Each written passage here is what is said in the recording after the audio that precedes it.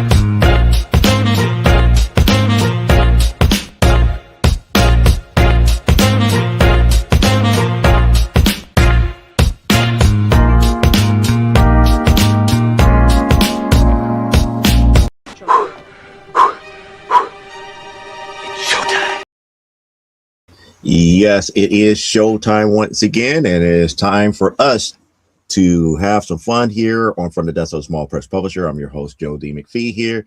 And yes, I have been here for quite some time here. Day 2 of C2E2 was fun, but rather taxing, but we're here doing a show nonetheless here. So hopefully you guys are doing okay out there.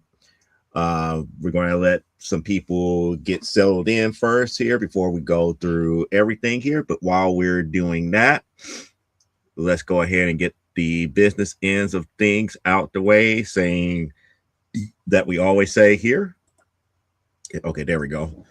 Stupid O'Clock still happens 1 hour into our show here. I don't think we're going to go 2 hours tonight because we're still dealing with C2E2. We got our last day of that show on tomorrow, so that would mean that I need to end the show pretty much rather not really quickly, but I can't go the full distance here, mainly because of having to get up early to be there for day 3.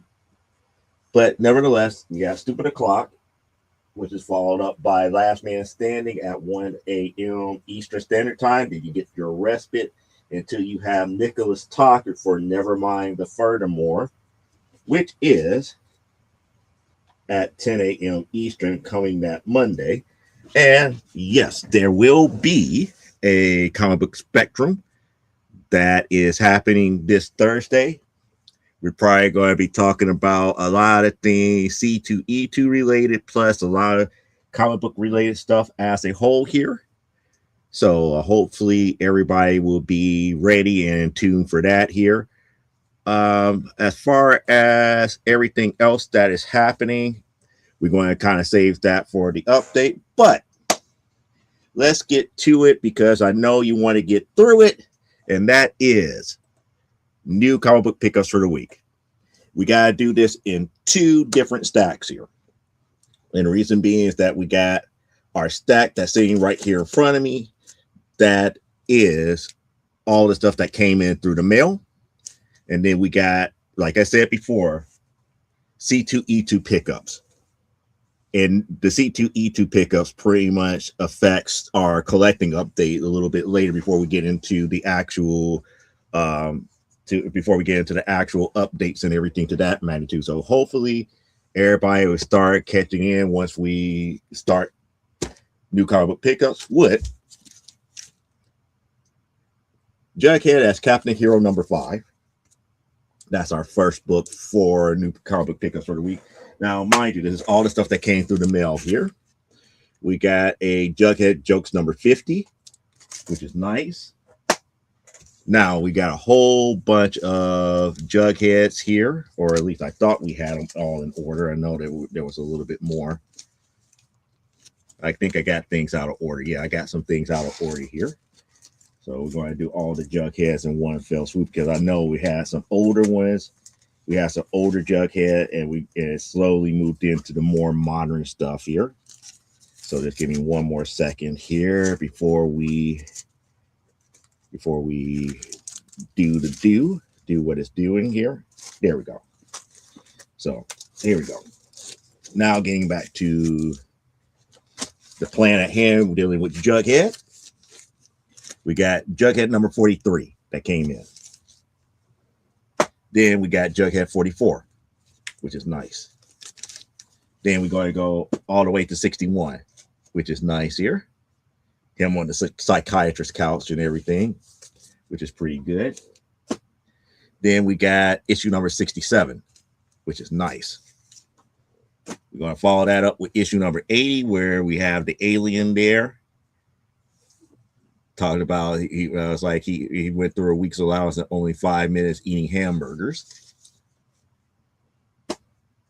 And then we got 92, where we got his father up here asking him, he's like, you have plenty of food there. I hope you will start your homework soon. It's like, yes, Dad, as soon as I can find it. And then the classic issue 100, which is nice. 101. And it looks like he won an Academy Award. Then 113, where there's his mother who says, like, hey, why don't you go spend the afternoon on the volleyball court? And he goes to the volleyball court and he goes there to sleep. And then we jump from that far to 208 here, where we have Big Ethel saying, it's like, hey, Jughead noticed me. And that was just the simple fact of what he said. And then another one where with Big Ethel, it's like, Jughead says, my visiting this place reminds him of a television program. And he says Mission Impossible. And then we got 232, which is pretty much just like, hey, Jughead, put the food away. It's like, as soon as I can, as fast as I can. So he's eating up all the food before the moochers get there. Then we got 242, pretty much where he says, like, here's my 4-page composition. I like to relax. All one word on 4 pages, which is ingenious, but that doesn't work here. Then we got 248 here. It's like, where did Hot Dog learn how to play dead? By watching his master, which is pretty, it's okay joke. And then 251, we're talking about doing figure eights and everything, and pretty much Jughead takes off one skate and just draws the number 8 onto the ice here. So that's all the Jugheads that came in. And then we got some film 5 finally come in here. We got the first 3 issues, I believe, of film 5, which is right here. We got issue number 1, issue 2, issue 3 of film 5. I believe film 5 only went 6 issues here. And we got comments here. Yep, I am here. Yeah, Hot Dog was the catalyst for Afterlife with Archie. Oh, okay. And there's Elaine. I thought Elaine was going to be asleep. I thought she was going to be knocked out. But I guess I was wrong here. Now we got some old school Film Force here. So we got another issue, number 5.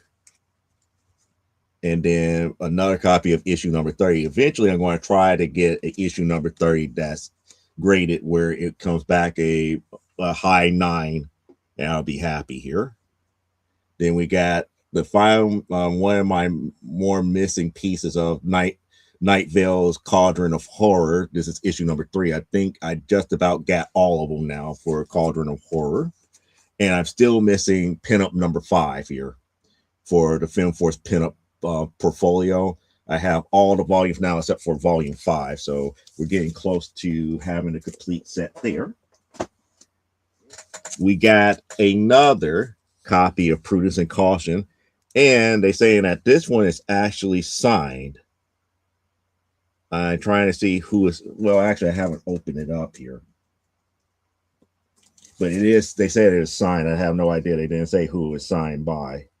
I know the one that I just sent in to CGC over this C2E2, mine was signed by Chris Claremont because I hand took it to Chris Claremont for the signature. This one, it has a sticker on there. It has the certificate of authenticity, but it does not say who signed it. So I'm just going to let it be for right now.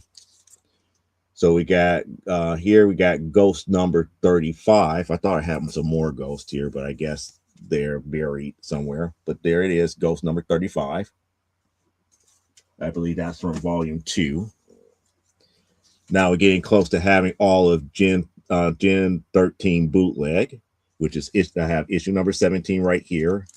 And then this is issue number 20. Yeah, there we go. I don't know why it's stuck on my side, but there it is again, issue number 17, and then issue number 20. And then, what was this issue again? This is a variant of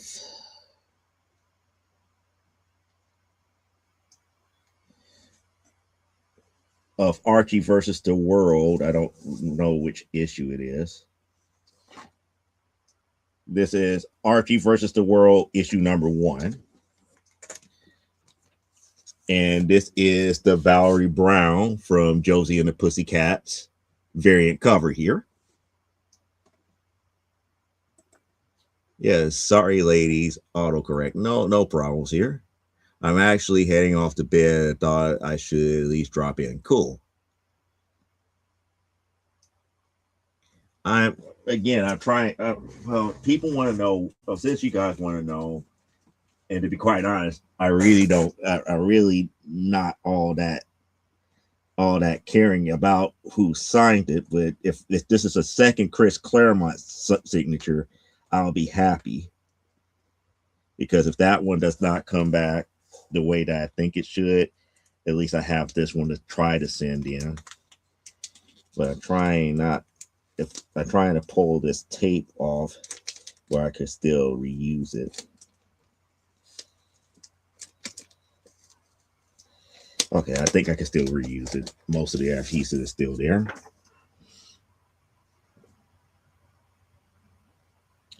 It was covered up by the whatchamacallit here.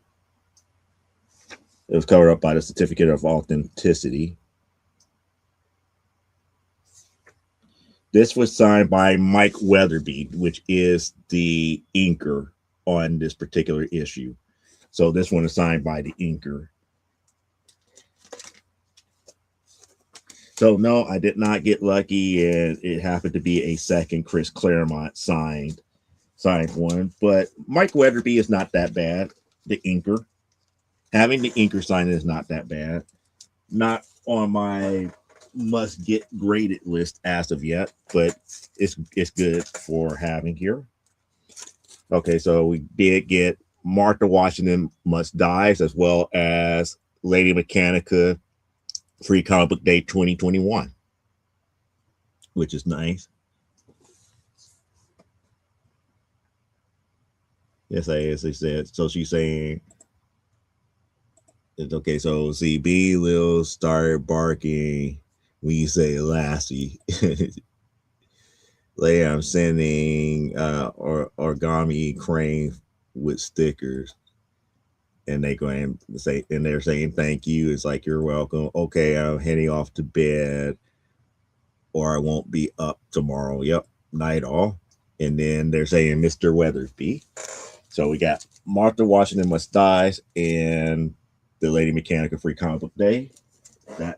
Those two things came in. Oh, here are the rest of the ghosts. So the ghost just one of the ghosts fell out of pocket here. So we got another copy of Ghost number 1 from volume 2. Issue number 2, volume 2. Issue 12, another copy of issue 12, another copy of issue 13. And here is issue 11 from volume 3, I believe. And this is volume 1, Ghost number 1. So we got more ghosts that came in. Now, this one, I may have overpaid for it, but to me, it is kind of worth the money. This is a pretty high grade copy, except for what's going on at the very top here, of Lois Lane number 7.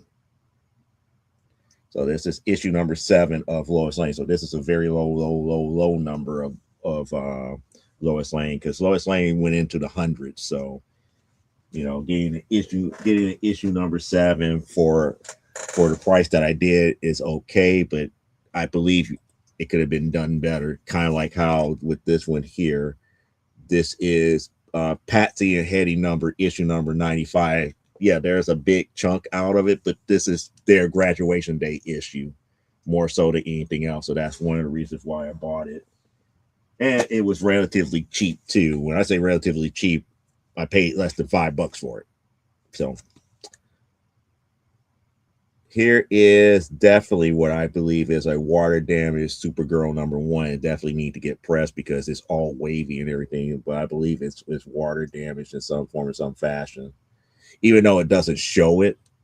But you could tell by the waviness that some type of moisture had happened to this book.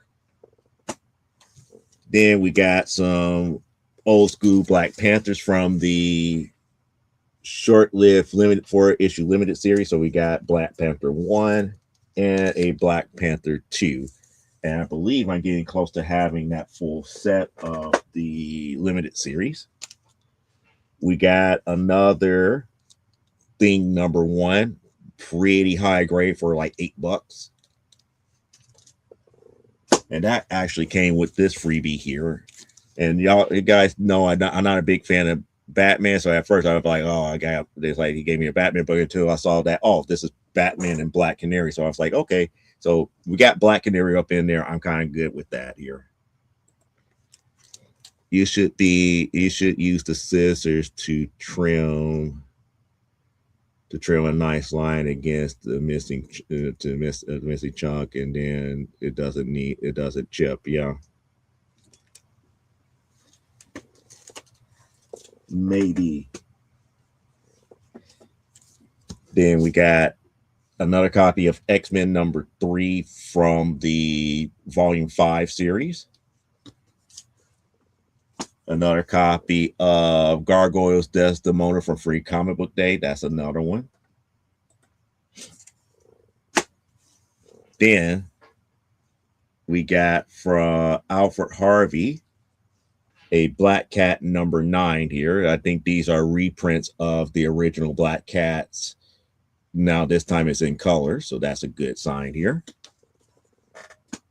We got Dawn the Pinup Goddess number 1. That came in. We got another copy of Doom Patrol, Unstoppable Doom Patrol number 1, the Who is Jane cover, with the actual scratch off still intact. Now, for those who don't remember, when Unstoppable Doom Patrol came out, there were so many different variant covers, and there were so many different variant covers of this book here. Jane could be, I think it was like 5 different characters when she looks in the mirror here. But the key thing here is, like, once you scratch that silver stuff off, it does devalue your book. So that's the reason why I kept it this way. Then we got Avengers number 43. Again, this is the Jim Bartell Avengers cover. We got another copy of Gen 1349 from Volume 2. And then this is Gen 13 from Volume 4, I believe. We got Inhumans Judgment Day number 1. Marvel Voices number 1 for Free Comic Book Day. Marvel Voices Legacy number 1 with Monica Rambeau on it. Then we got the Uncanny Avengers number 1. I forgot which version of this it is. It is a variant version. I forgot which variant it is, but I think that's my second one. Not of that particular cover, but my second one of Uncanny Avengers. We got Once and Future Kings Inhumans issue number 2. We got another copy of X Factor 1. And now this stack is falling all over the place.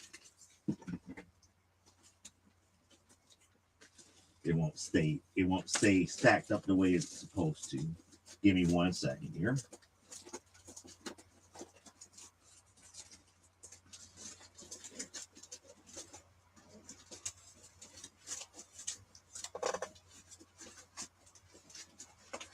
All right, stack is back being stacked, which is a good thing. We got some Vengeance of Vampirella here. We got Vengeance of Vampirella number 4 and number 6. So I'm getting close to having all of volume 1 from Harris Comics, Vengeance of Vampirella. We're going to follow that up with Razor Burn number 2. Then we got Gen 13 and the Fantastic Four. And we're going to follow that up with Invisible Woman number 3. And then we got Americomics, and this is issue number 5, where we got Captain Freedom. And then I got one of the rare free comic book days from Wizard Comic Books, one of the How to Draw free comic book day books, which is nice.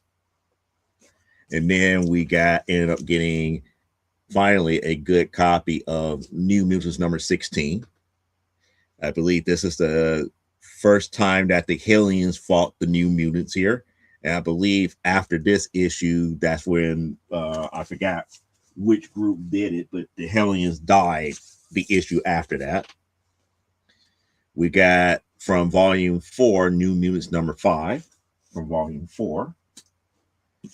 And another copy of Spider-Woman number 1.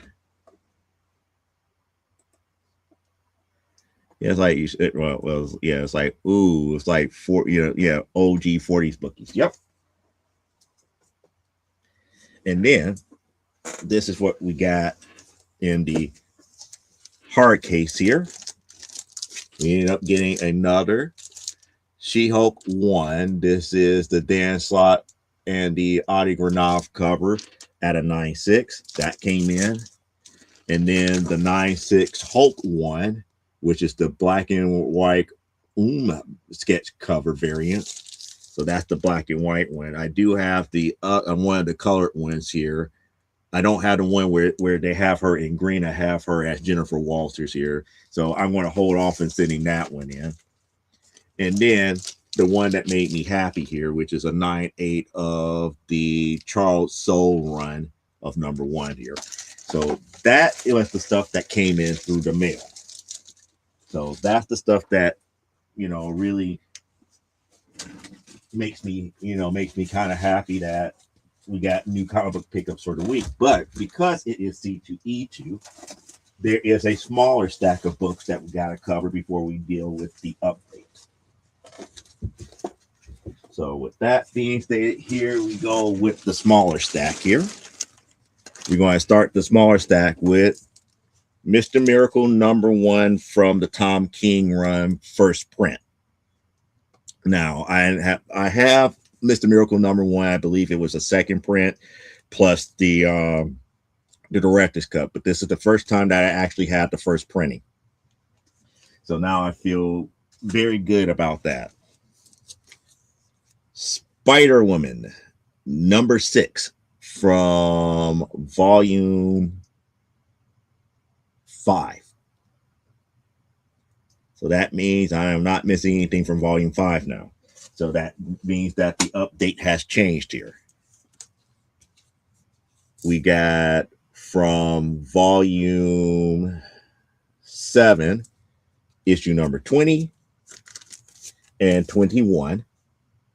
So we're getting closer and closer to the end of hunting down the Spider-Woman here. We got X-Men number 2 from volume 5 and X-Men number 17 from volume 5. All of this was from C2E2 so far. And then somebody left this at my booth here, which is another copy of Planet Death here from Bad Idea. And this is the issue number 0. And then from yesterday, we end up getting Spider-Woman Origins number 4 and number 3, which now completes my Spider-Woman Origins set. We got Spirit Volume 2 from DC, which completes that here because I couldn't find my other number 3 in storage. And I believe all of this is from Volume 5 here. So Volume 5, Issue 7, 8, 13, and 15. And then we got into some Uncanny X-Men. I believe this is also Volume 5.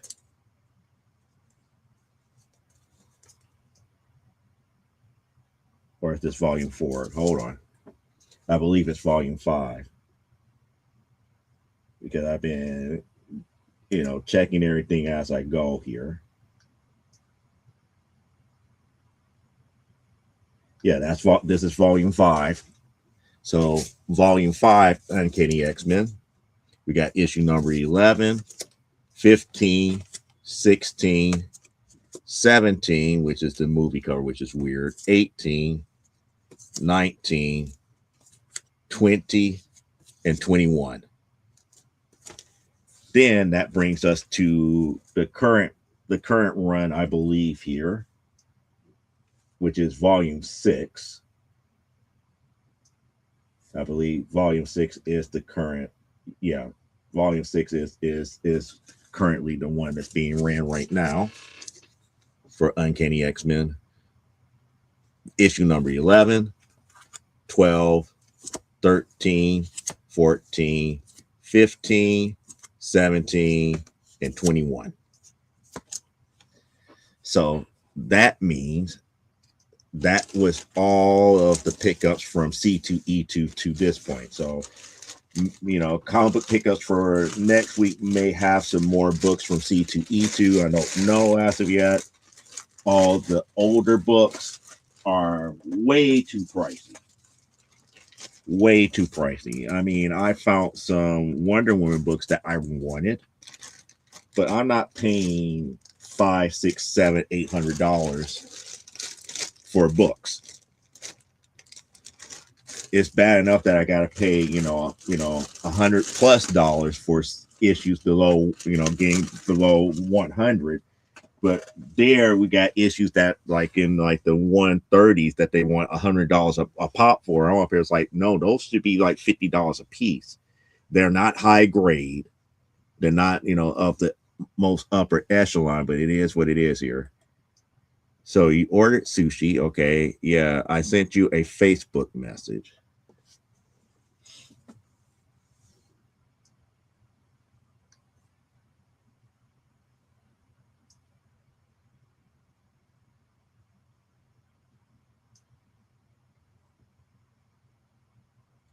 Okay, and this list is what in particular?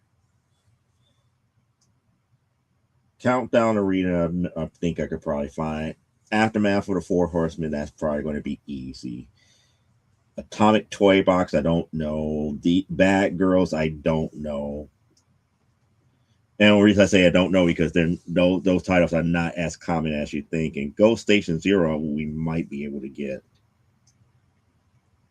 But once I get into the actual update, C2E2 update, I would be able to address some of that here.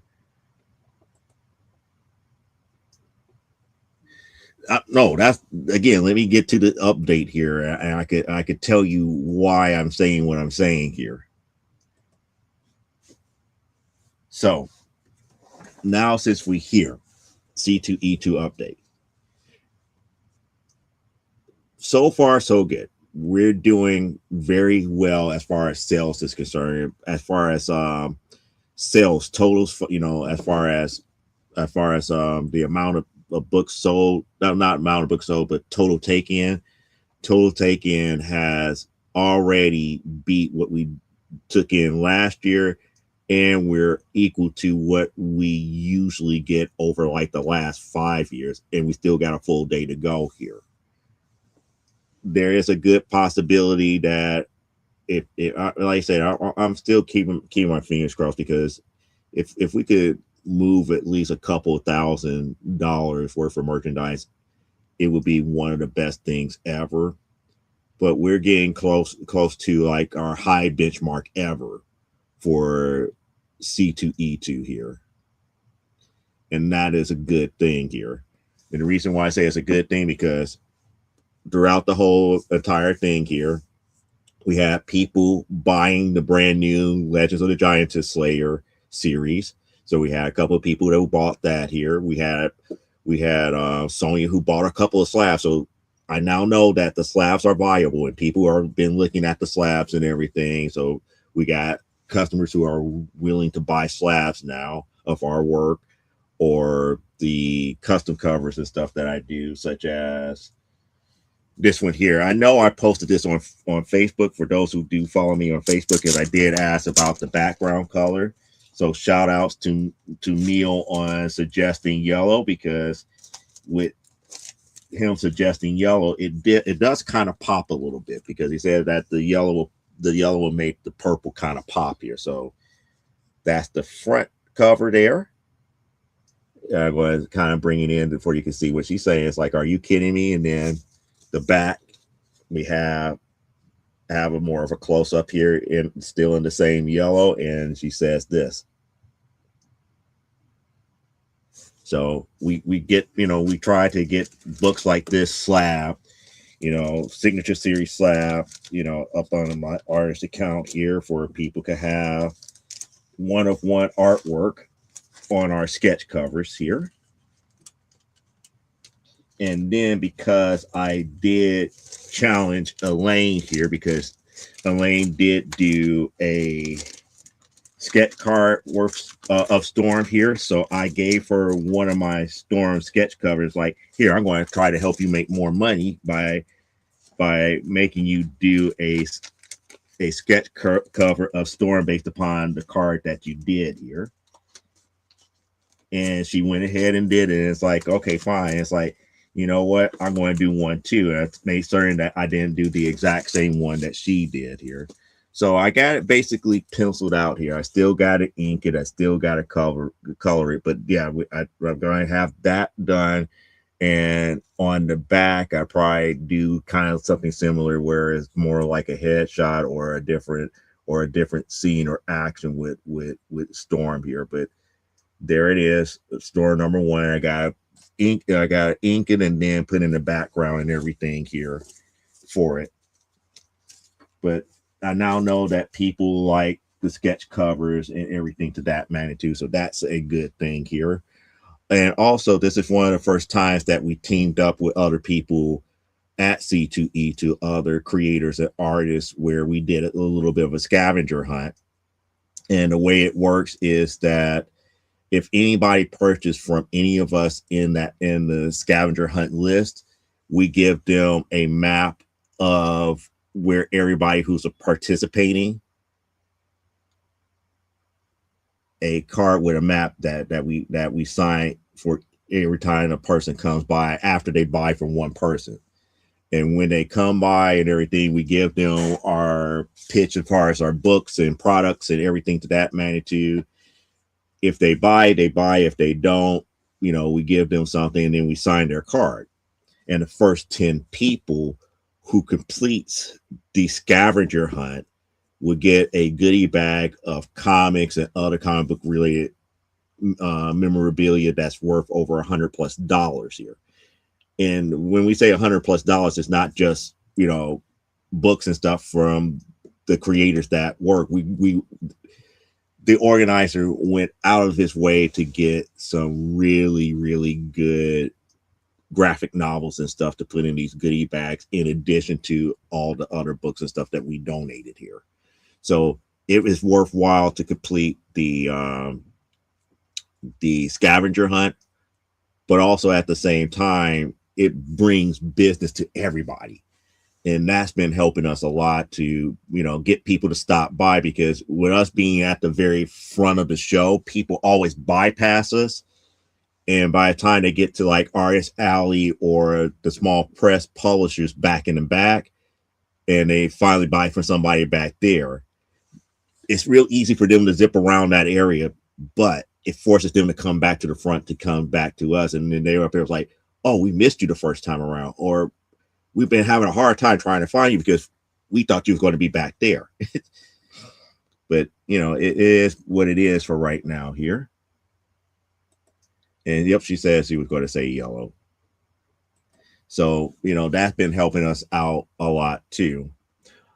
One of the other things that I'm also thinking too is like, earlier this year, after what was going on between what was happening with the showrunners and everything, I was at one time thinking that I just might not just do C2E2 anymore. But what I now think here is that I might just give up the premiere space and just go with whatever 10 by 10 is available now, instead of always monopolizing the premiere space, because people are not stopping anymore. People are not looking for comic book publishers up in the front here. There is no other major players in the game up in the front. There is no more Marvel. There is no more DC. No Image. No Top Cow. Now, not to say that, some of the others like Boom was there, but they have their booth somewhere else towards the front. We're not grouped together anymore. And I said this in an interview today, that it's really kind of weird, where it's like you're the only publisher, one of a few publishers towards the front of the show, but they got you next to a place that's selling purses. On the other side of you is people selling Pokemon cards. Your next door neighbor is selling hairpins. People going to walk past you because you're the one that's selling comics. You're the publisher. You're trying to sell comics, and it just doesn't work. And then other like-minded creators are back in the back towards Artist Alley, which is just really, really, what it is here.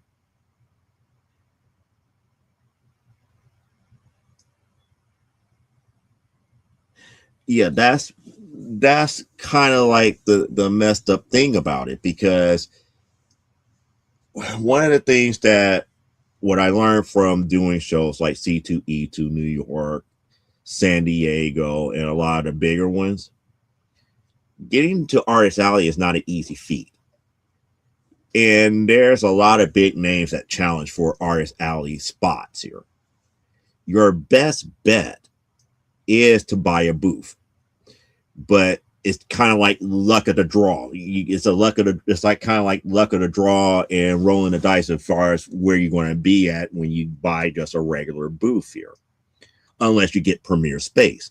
Premiere space, you kind of do have a little bit of a say, but beyond that, it's kind of like luck of the draw, and it's really more along the lines of, if you got a good sales rep and they know what you do and how you do, they try to group you with people of like product. When you get premiere space, it's not always that way, and it's getting more and more weird that way. That it's like, Funko Pops and all of these other knick-knacky type deals is monopolizing premiere space here, which forcing people like me to move more towards Artist Alley now, which is just weird. Yeah, that's what take up at least 70% of my time here. Yeah, because yes, I like Funko and jewelry, but I want comics at Comic-Con. Yeah. And that's the whole thing. It's just, I get why they don't focus on comics as much, because a lot of the people who are creatives can be picky, to be polite and nice here. But also saying that to say too is that, they get their bigger bang for their buck, the showrunners do, when they concentrate more on the entertainment side.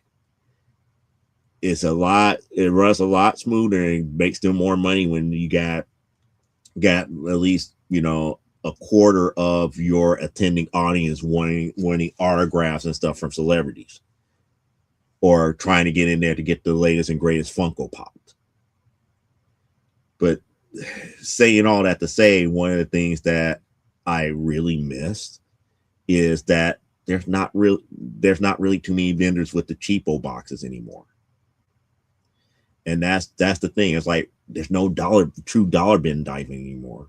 Like, I got these books from a place that was like, each book is like $3 unless you get 7, and it's like 7 gets you 20. And then the other booth from today was like each book was like $5 a pop unless otherwise marked. So I had one that was $4, all the rest were 5. But there's no, $3 for $1 anymore. There's no dollar books anymore. And when I started to look for things that I really want, like Mr. Miracle issue number 19, nobody really had it. And then when I started looking at Wonder Woman books below 130, I'm looking at issue 129. They wanted $100 for it. I was like, Comic Connect had that book over there, in a decent condition for $60. Why I'm paying, a $40 markup and your book is not better than what being offered over here? Those are the types of things that I just don't get here. Yeah, inflation and the fact that the tables went up considerably over the past 5 years. Well, that doesn't mean much about the tables going up, but it's just more along the lines, like, for example, I'm finding the more modern stuff at the $5 and $3 places. The older stuff, you want to pay that markup. You're going to have to pay the convention markup. Period. It's sad, but it's true. I would prefer not to, but you're going to have to. Now, what I'm also missing is that we know that there's some books that are just dollar bin fodder, but none of these stores have them. None of these, at least comic book vendors that are there, have them. They got a lot of like these blanks of stuff that they want, $10 to $20 a piece for. I just shake my head. It's like, the only people that could benefit off of blanks are artists. We're not going to pay you $20 per blank sketch cover for that. Unless we just like, we know we have clientele that we could sell like one of our sketch covers for like $150 to make up for the cost here. But just to be selling it, it's like, upper echelon is like $10 should be like your upper limit, but there's some that was doing them for high as 20. A lot of the older books here, even the Mr. Miracle number 1, I ended up paying $45 for it. And that was the highest total book that I bought, because I have not seen too many issue number 1 first print come around that was below $100 something. So I thought, I was like, okay, let me pick this one up because, Greed Bay and all these other places, they're just charging asinine amounts of money. Now, I probably could have lucked up and hit a Whatnot show and probably got one for cheaper, but the likelihood of that is few and far between here. But the thing about it is, like, I'm expecting to like be able to find all the more modern stuff there, and lo and behold, you've seen what happening with me tracking down a lot of the X-Men and a lot of the Uncanny X-Men stuff that I'm missing, and even the Spider-Woman stuff. It's kind of like hit or miss, but it just doesn't feel the same when it comes to vendors.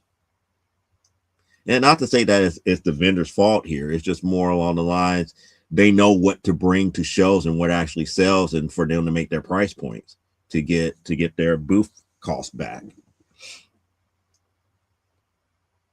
I mean, I've been seeing a lot more stores selling things like graphic novels than actual issues. And then those who have actual issues, those prices are just like, I just can't do them. I look at them like, I can't do this. I just can't.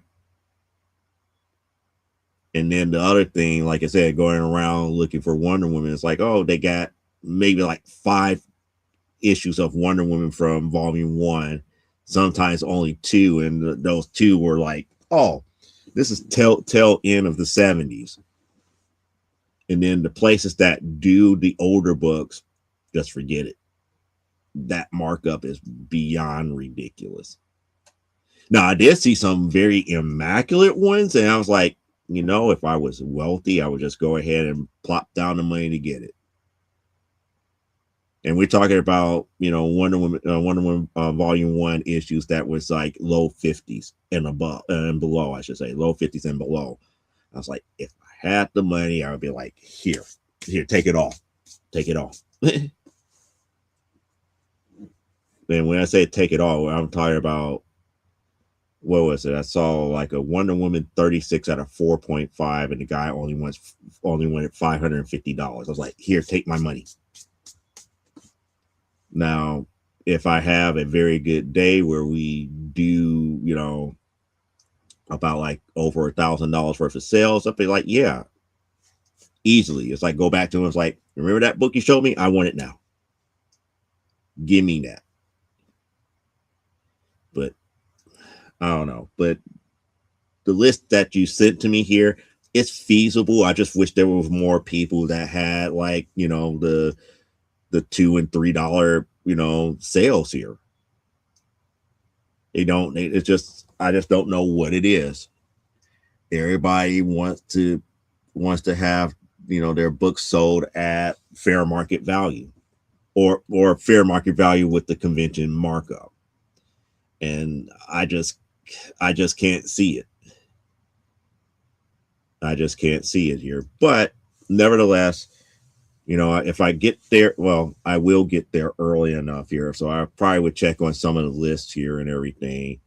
And then whether or not I shake an angry fist at you or not depends on price wise.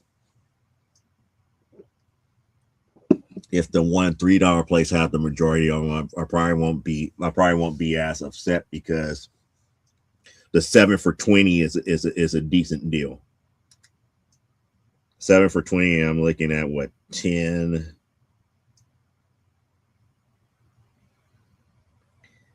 15, 18, 24 books. 24 books, that's probably, see, I got 21 for 60. So yeah, $70 is not that bad of a stretch. It's not that bad of a stretch, or getting close to that, but we'll figure it out later. But that's just, that's not that hard. I kind of wish that there was more, more people that had boxes like that where we could go through and get things here. But a lot of those people are just not there. And I was talking to one of the guys that's over there that works for Freeman about one of the things that's really, really harsh.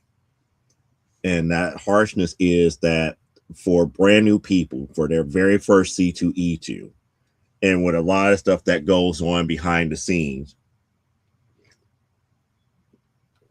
if they have a bad experience, whether it be lack of sales, lack of cooperation from people in like the parking lots, or people who are on the floor that represented by either Freeman or by C2E2, they're not coming back. They will automatically refuse to come back. And I see that with a lot more with the comic book vendors than those who are selling like Funko Pops and fudge and, apparel and all this other stuff. They're making their money. People who selling soda pops, they're making their money. The people who are selling books, on the other hand, not so much. And the bigger names are showing up, the Harley Yees, the Metropolis Comics, and everything. And I don't see their booths being like mobbed with a whole bunch of people. They do have their clientele that comes over there, and they do spend their money. But the places that I see that has the most people are the places that have like the $3 books, the $5 books, and they go through those boxes over and over and over again, trying to pick up stuff that they can't find. Everybody else is like they get people looking for specific stuff and they haggle. And like I said before, I have seen, quote unquote rare books for some of these people, like, New Mutants, New Mutants, what, 96 first Deadpool. And it's like those asking prices, it's just like, why I want to pay a con markup? Like, for example, I saw a first newbie and a person wanted $475 non-graded. $475 non-graded. I was like, mm-mm.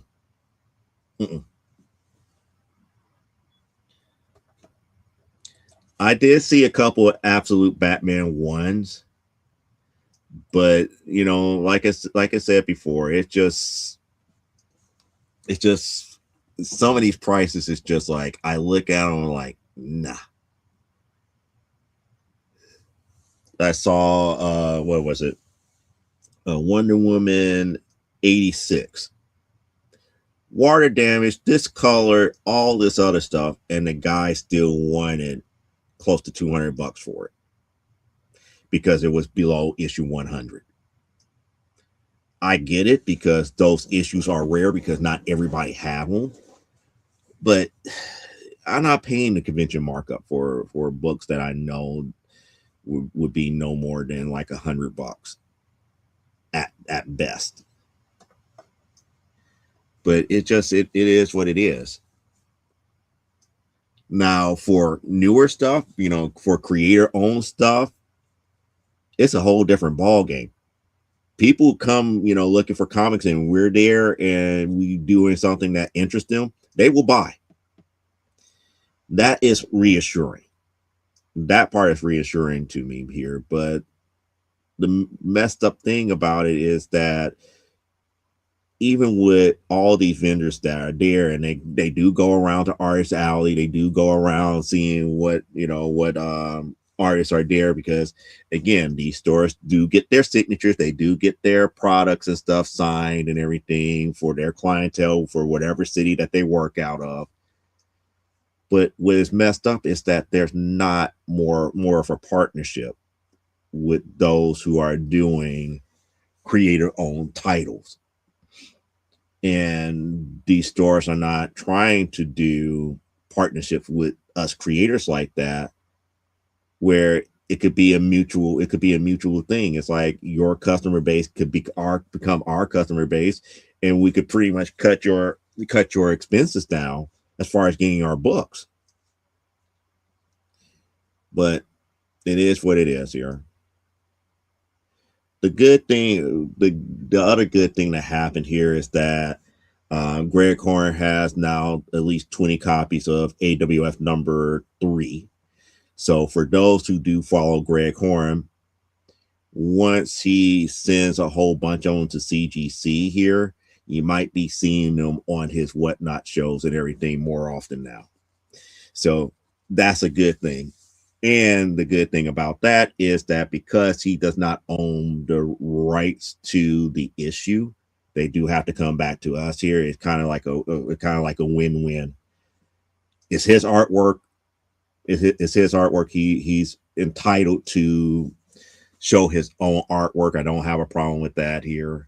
And it kind of works that his fan base, if they like it, they know where to come to get the rest of the series if they are truly interested in reading what the series is about.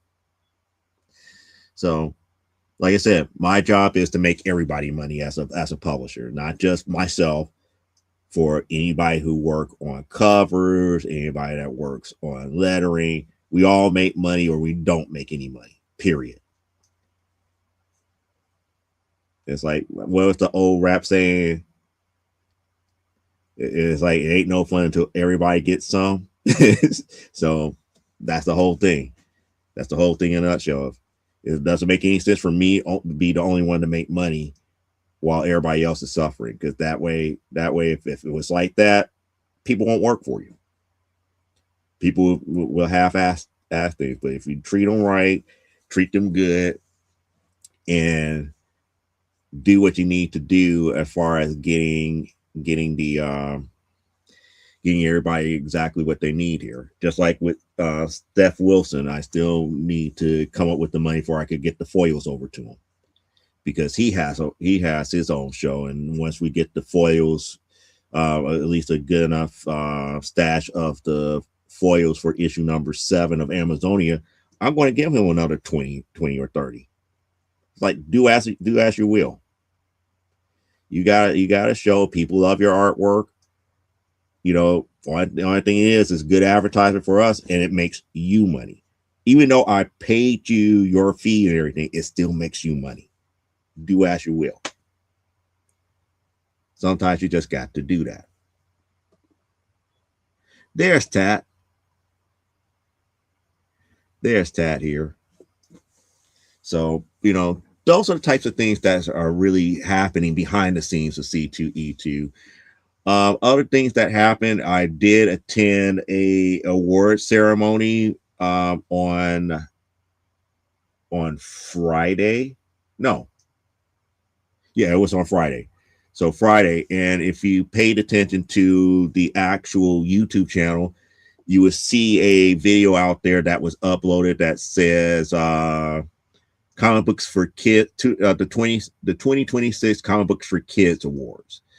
I was at that particular award ceremony. I did recorded it off of my cell phone and everything. So if you wanted to see the full ceremony and everything, and for those who wanted to know why I was there, one of the organizers for the multiverse fundraiser that we participate with Comic Book Spectrum, one of the organizers accepted the award for the multiverse fundraiser for this year, and she wanted us to be there to kind of be like, representing Comic Book Spectrum as one of the few panel shows that were, full of independents that was helping them raise the money for comic books for kids.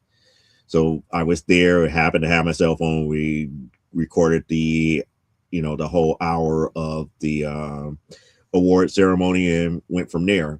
So it was kind of good to be there and to see how far the money that we raised for comic books for kids, which is also has an offshoot that's, I believe, comic books for soldiers as well, how far the money, the comics, and where and how it affects the kids that receive these comics here.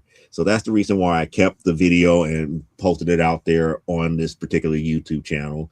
I did tag those who usually participate in the multiverse fundraiser, for they can see the full ceremony and everything here, and see how one of the major organizers, Kelly Gunther, did on stage and everything to that magnitude, and to actually see some of the stories and see and hear about some of the things that were being done behind the scenes at that particular charity. It was a very nice hour. It's like, for those who may want to watch it, it is out there on the From the Desk of Small Press Publisher YouTube channel here. It is marked for public viewing and everything to that magnitude. So it is a good time. There's a good time that I actually had here. So that was one of the other things that had happened during the whole C2E2. So with that being stated here, that pretty much brings me to the end of the mid-show update here. I don't think there's too much more stuff that I could talk about other than trying to finish up the Storm sketch cover, but beyond that, it is what it is here. I thank you so much, Dad. other than that, I'm just hoping for a very big day. If somebody comes with like a big bag of money and buys a lot of slabs and everything and and we make, close to 2 grand on one day to make my heart really sing and be like, we're here, we want to stay going.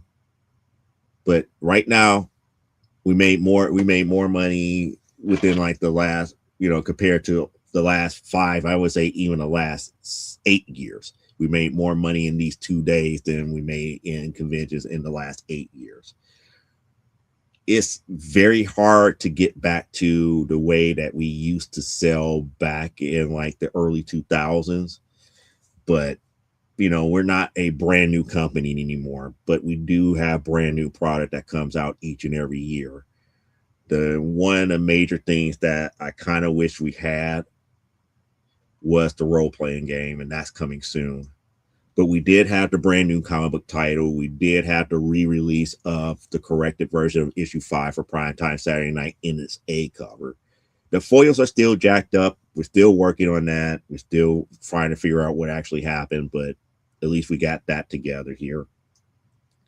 So my major goal is to make certain that everybody who buys from us is happy with their purchase here. Speaking of which, there is an apology that I do have to make here. I did not activate the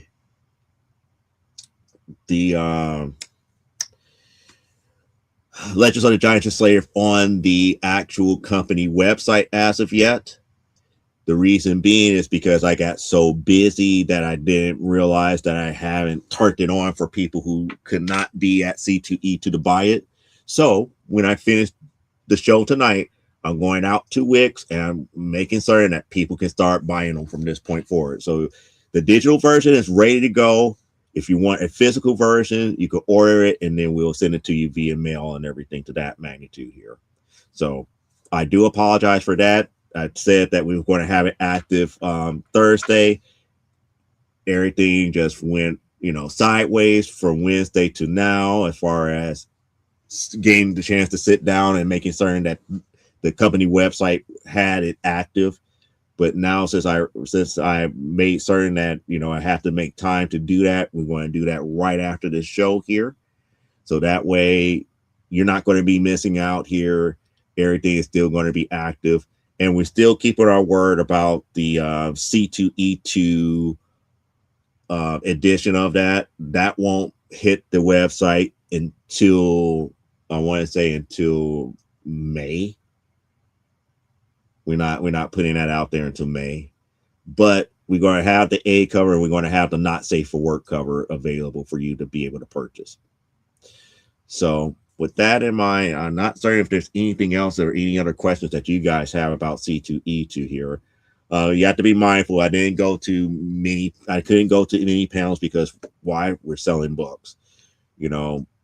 If anything, like I said before, I try to get there as early as possible before the general public comes in the door. So usually around that 9 o'clock hour, just before they open up the doors, 1 hour before, most people are there. They have their stuff ready for sale and everything. And that's when I go and pick up whatever stuff I want to pick up and then get back to my booth by 10 and go from there. So on that note, let's life grow and be well. We're going to call it a night here. I will see you guys next week here. We want to have some more stuff to talk about. We got to talk about this whole PSA, CBCS, and CBS,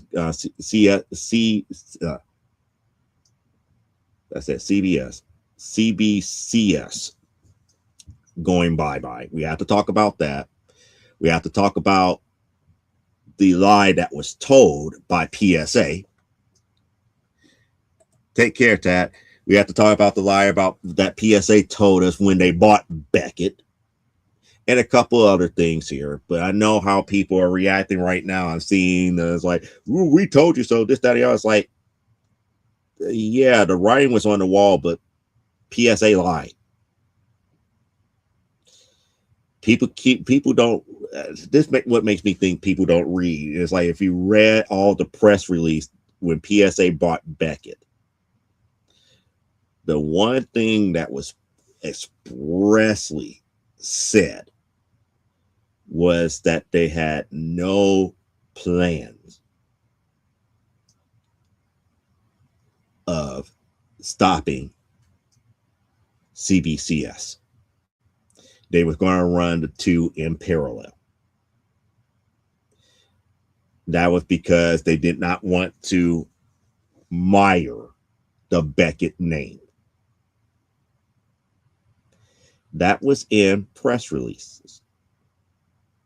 Fast forward to now, final submissions. CBCS is no more. This smells like shades of what Marvel did to Malibu. Marvel didn't need Malibu for their titles. Marvel needed Malibu for their coloring technique. PSA really didn't need Beckett per se. They were a leader in grading cards already, something that Beckett was a leader in as well. PSA tried to get into the comic book grading market. Beckett had already established a name for itself. So it was stand a chance that Beckett was really purchased for CBCS and to annex those graders. But I digress. That's something for next week. So hopefully you enjoyed that preview here. And we are out. I do need to get some rest and everything here because I want to get as much rest as possible here. That's one of the reasons why Elaine did what she did. She dropped by and everything to that magnitude. I know I wasn't going to go the full 2 hours here because I know for a fact I just need to get my rest and relaxation as well. And to actually finish working on sketch covers too. But with that being said, live life, grow, and be well. We are out. So long. Farewell. Have Vita saying goodbye. I think that's correct from The Sound of Music. But anyway, that's a whole different ball of wax too. Well, good evening. My East Coast people, enjoy the rest of your Saturday here. I'm giving you guys what? Oh, you guys are getting almost like 50 minutes of your Saturday before you become in the future here. Everybody else, enjoy the rest of your Saturday. For those who are here in Chicago, I'll see you at C2E2 tomorrow. If you're going to the show, make certain that you stop by booth 829. We got books for you. And if you do buy from us, you can start your path on the scavenger hunt here for a prize package worth $100+ in books and other comic book memorabilia here. So, bye.